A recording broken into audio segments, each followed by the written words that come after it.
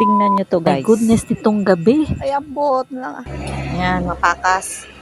Mapakas kung diyan magdalom doon na mong pagpakas.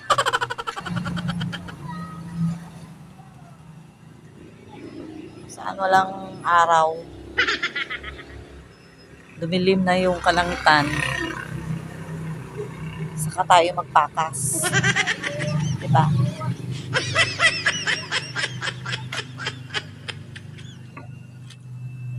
Ang next is ayan, nililinisan na.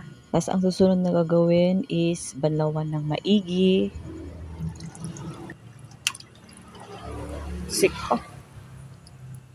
Uy, pang isa. Buo.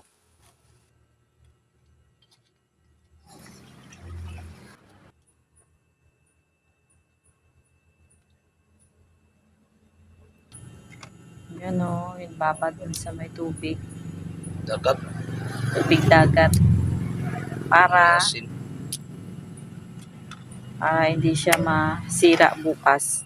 Tapos ibilad sa inamagahan. Bilad pa yan bukas. May ano. O ganyan lang siya, babad lang.